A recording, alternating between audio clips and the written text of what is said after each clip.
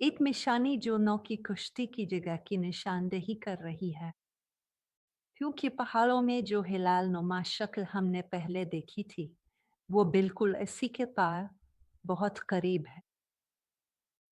तो ये एक कदीम बिलबोर्ड की तरह था और यूं इर्द गिर्द हर तरफ सबूत मौजूद हैं। एक और बात है जो मुझे लगता है कि मैंने पहले जिक्र करना भूल गया था, और वो ये है कि वो छोटा सा गांव जिसमें रोन गया था, वहां रहने वाले किसी को भी उन बाकियात के बारे में कुछ मालूम नहीं था जो वहां मौजूद थे।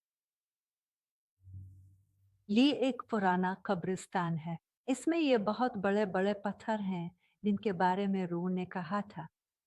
इनमें से कुछ यकीनन रोग स्टोन्स या एंकर स्टोन्स थे।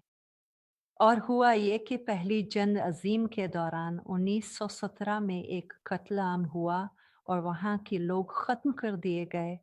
फिर नए लोग आकर बस गए और अब वहाँ कुर्द लोग रहते हैं। और वो जानते हैं कि इस इलाके को आर्ट का इलाका कहा जाता है।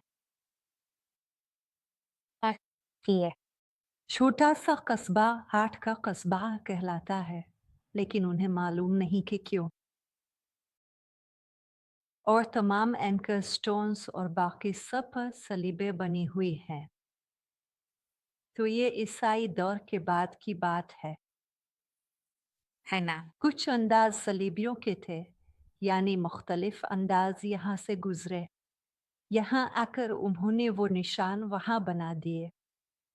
और उन 8 अफराद से मुराद नूह अलैहि अस्सलाम, इनकी बीवी, इनके 3 बेटे और उनकी 3 बहुएं हैं।